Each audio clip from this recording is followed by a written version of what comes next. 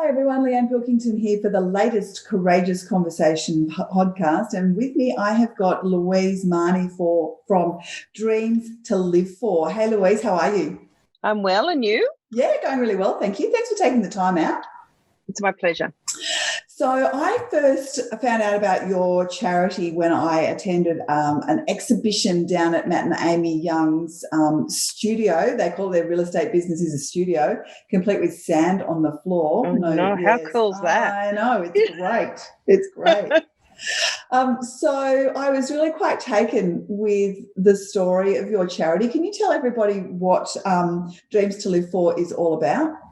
Yeah, Dreams to Live For started as a program at one hospital in Sydney, and was started by my sister who had metastatic breast cancer, and she saw a real need to feed the soul as well as treat the disease when you're living with cancer. And we look after people who have metastatic cancer, which is any cancer that's spread from where it's originally started. We also look after relapsed lymphoma, leukemia, which are blood-borne cancers. They're just not called metastatic cancer; they're called relapsed. And we also look after people who have grades 3, 4 brain cancer. Right. So, but yes, it started at the Prince of Wales Hospital, and we now go out to 180 hospitals Australia-wide. Wow. So we became a national charity in 2015, and we grew very quickly, as you might imagine, because the need is so huge. Yeah, so my sister Annie passed away sadly from the disease. She was an extraordinary woman, and so she asked me to take over and grow to what we are today. And so what size was the charity when Annie passed away? She was, there was only just her, and she was obviously being treated by cancer and a few of her friends, and they did around 4 dreams a day. Shush. 4 dreams a year. Right. There, and we now do a dream every 48 hours. Wow. And so give me some examples of what the dreams are, because it's not, I think we've all heard of the Starlight Foundation that basically gives wishes for kids, but this is not about kids, is it? No, we're an adult charity. Yeah. And so adults don't want the Disneyland thing. They don't want that.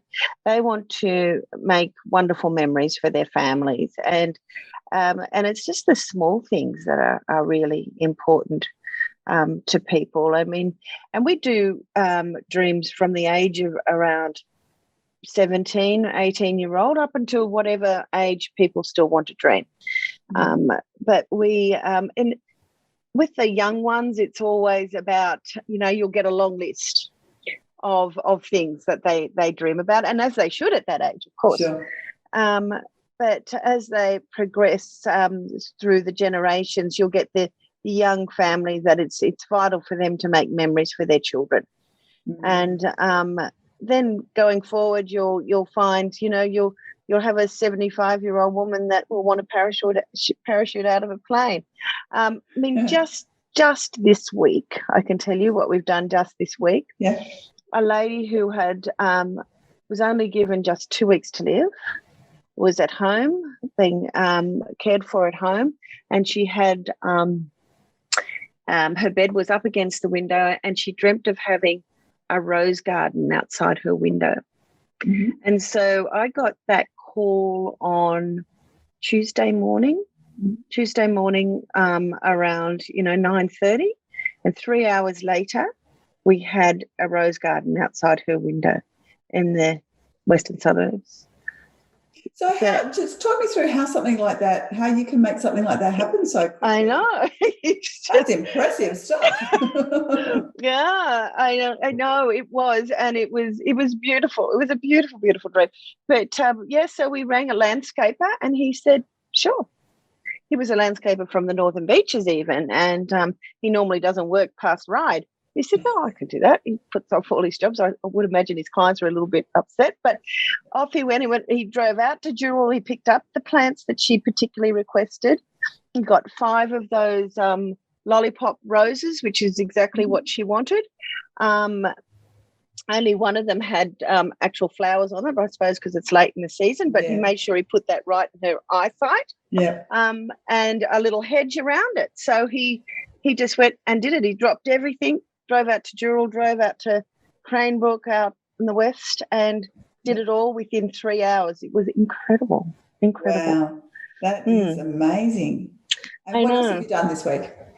We've done the one I was just I was telling you about. We were hopefully going to happen on Monday. We're a lady who grew up around the North Shore, and whose father was a barber in Kirribilli for 45 years and now lives out in the western suburbs, and she's in Mount Druitt palliative care, and her dream was to go back to Balmoral Beach for one more day with her family. And so we have to get medical transport because she's coming out of palliative care for that day. So we have to have someone that's going to look after her there for the day and then take her back to palliative care. So that was that's pretty amazing. But we have family holidays going on all over the place. A lot of people go up to Queensland, of course. The young families always want to take their kids up to the Wally Worlds, as I call them. Yeah, of course.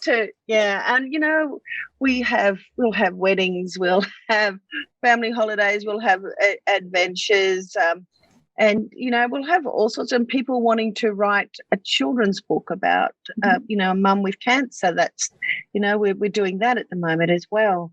Yeah. Another lady a while back wanted a life coach because she said, I don't want to die with a song still in my heart. She wanted to make sure she made use of the rest of her life. So it's not just all about holidays and big things. And stuff. that's right. And a mother who wants to hear her daughter, she wants to take her into a recording studio and hear her sing, hear the recording of her song. And sadly, she wants that played at her funeral. So, oh wow, there's, when you think you've heard everything, you haven't really. It's a real lesson on what's important to people, though, isn't it? Oh yeah. And we get so many single mums who have never been able to afford to take their kids anywhere. Or do anything, and just wanted to to be a hero in their eyes before they, before she passes away. We get that quite a lot. Yeah, that's incredible. Yeah, and you must have an amazing network of volunteers and connections, I guess. Yes, we do. And it's growing all the time. We'd like more. Of course, that's part of my motivation for sharing your story, because I've got a big network of connections as well, and I'm sure that there'll be some of them out there that might be able to help in some small way. Because that's what it's about, right? It's not, nobody needs to do massive things. If everybody can help in their own little way, then that's right. Absolutely. There's it costs a lot to do these. These dreams. How do you get funding? We're always asking. We do functions. We receive grants. We don't get any government funding at all. Oh, okay. Of course, recently we've been lucky enough to receive the JobKeeper, as has many other people, of course, many other businesses, but no government funding. So we have lunches, we have dinners, we have a ball. All these things. We always have a online raffle going. At all times, normally as well. But donations, regular givers, corporate donations. It's it all adds up. Adds up. And I suppose sometimes people, rather than giving money, can give the experience, or like the landscaper did, for example. Absolutely. That's so important to have someone like that on speed dial, because it's, you need those sorts of things. That lady sadly only lived for another 24 hours. Oh, wow. So, time really is of the essence. You've got to get it done quickly, otherwise it's not going to achieve what you need to achieve. That's right, exactly. But, on the other hand, I have dreamers that I did dreams for years and years ago that thankfully are still with us, but they obviously have had metastatic cancer, but they're being treated and it's working well at the moment. So that's wonderful. That's wonderful. And you can't underestimate having something to look forward to, right? Oh my God! But so many, they all tell you that it's not even the dream. Sometimes it's the anticipation of the dream. Mm-hmm. It's the conversations that it changes within their family. Mm-hmm. I've got a lady at the moment I'm doing a dream for, and she wants to her children to go hot air ballooning. She's not well enough to do it, but she wants to give them a treat so that it changes the conversations within the family to, looking forward to that and what it was like and the photographs, and they will continue to look at that. Yeah, that makes a lot of sense, because it's really hard to talk about anything else, right? When somebody is that unwell, it's very hard to have any positive, happy conversations. So I haven't really thought about that. Oh yeah, and it gives them back a sense of pride. Yeah, because they can give something to their family.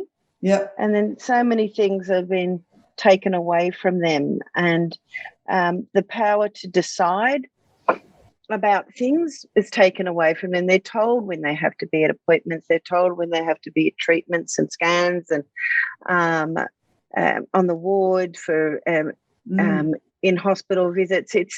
And then we come along and say, now you can make a decision about this. And it sometimes shocks them, and they can't quite get it because, they're told even when they're going to die. So it's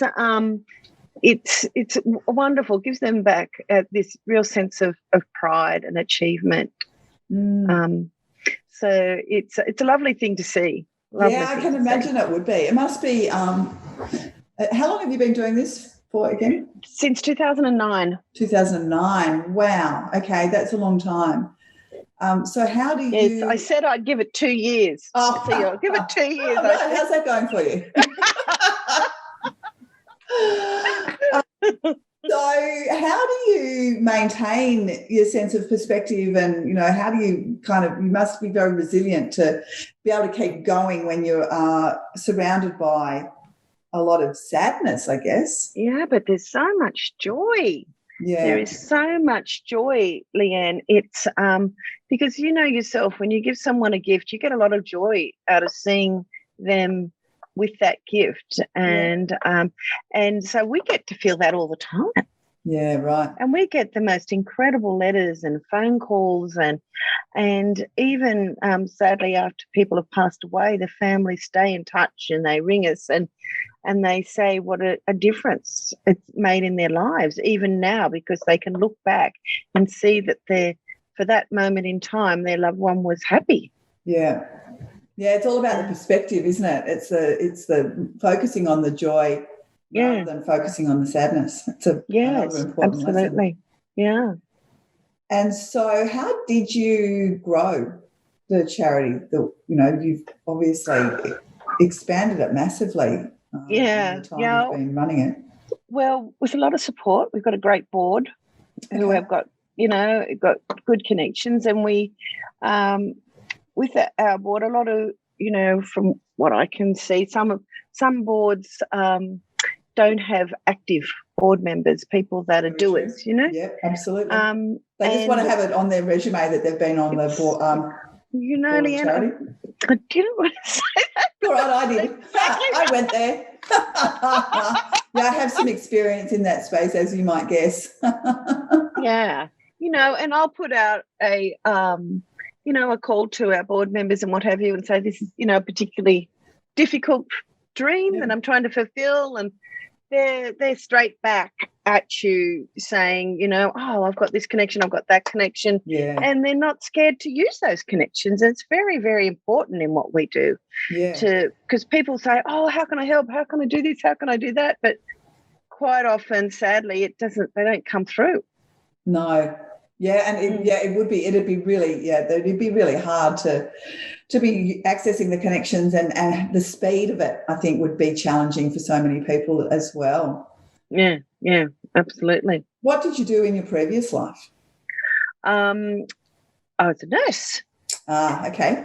Yeah. So, which is fabulous in my present position now, because it's so important to know the disease process and know, if people have some sort of, a certain sort of cancer, can they travel? Are they allowed to fly with the different pressures? You need to be able to read doctor's notes and letters that they're sent to you and understand what they're saying. So it's been extremely helpful for me. And myself as the CEO and the dream maker, and we've got 2 other dream makers as well. I love that title. I love that title so much, the dream maker. It's awesome. I'm the chief dream maker. Oh, excuse me. I'm sorry. I didn't realise that dream makers had a C-suite, but that's good to know. Don't use that very often. But yeah, so and you would have met Annabelle, I would imagine. Yeah, she's incredible. You couldn't get a kinder, more wonderful, empathetic person, out there who just works far beyond the hours that she needs to make sure things happen. For her dreamers, which is great. And we've got Karen, who's based in Brisbane. Okay. And other states? No, we work in all the states. Yeah, we work in all the states, but that's where our three dream makers are based. Yeah, we make dreams come true for all hospitals. Loads of hospitals down in Victoria and what have you, but we do it remotely from here. Okay. And what's next for the charity? We'll just continue to grow, and hopefully we'll go from 48 hours to 24 hours. Which obviously means a lot more money. A lot more money. And more money, more volunteers, more connections. Yeah, I can only imagine. Last year must have been really tough. Yeah, but I mean, it was tough because no events. Yeah. But the other side of the coin was that there wasn't a lot of dreams in May and April and May, when we had the real lockdown happening, because people couldn't do anything. Yeah. So there was quite a dip there, but we've certainly picked back up. So we were lucky enough to get a few grants last year, so that was wonderful. That sort of kept us on an even keel. But yeah, we missed our events, and so I'm hoping that we'll be able to, they'll happen. I mean, we can plan them, but will they happen? I know. So. We're in the same space at the moment. We've got lots of functions that we'd like to have happen. Fingers crossed, things are looking better. So hopefully we'll all be able to be at an event together very, very soon. Yeah. And so if people want to know more about what you do and how they can get involved, importantly, where can they find you? They can find me by emailing me, if they like, on Louise at dreams and the number 2 and live the number 4.org.au. So Louise at dreams to live 4.org.au. Okay. So we're always on the lookout for anyone that can help out. So tell me what do you look for in volunteers or in connections that can maybe help? I mean, volunteers are always wonderful, but connections with accommodation are always ones we find hard. People with holiday houses that stand empty, for instance, we'd like to get a network of those. I mean, we could, of course, never know where people want to go. So we can't tell them what their dream is and where they go, but to be able to, I mean, on the everyone always, a lot of the young families, as I said before, want to go to the Gold Coast. That's so important to them. Any sort of, we'd like to get like a Mervac or something like that, that has places everywhere that could help us out, because you never know where people want to go. That's the thing. Absolutely. But anyone like that would be great, because they're the ones that are always really expensive, particularly more so now. They've just got, the prices have gone up so much, much, and difficult to get difficult to get. Everything's booked out. So we do our best. We try and always send people outside of school holidays for a few reasons. Obviously, it's a lot cheaper outside school holidays. But there's also the crowds aren't as huge for people that are, trying to get around and not feeling very well. Yeah, absolutely. Yeah. Well, I do have one or two connections in the property space, so I will reach out and connect them to this podcast so that they can learn a little bit more about what you do, and hopefully we can find a couple of people that might be able to help in that way. Oh, that'd be fantastic. We'd be very happy. Very, very happy. I will do what I can. Oh, thank you. Thank you so much. It's my pleasure, and hopefully I'll see some of your team down at the studio next week. I think there's another event down there on Wednesday. Is it Wednesday? Wednesday. Yeah. Check hand over. Yes. Yeah, I don't know. Yep, I'll be there. I'll see you. I'll be there. Beautiful. All right. Well, I will be there. All right. Lovely. Fabulous. Lovely to spend some time with you. Thank you so much. Really appreciate you doing this. Yeah, my pleasure. Thank you so much. Thanks. Bye. Bye-bye.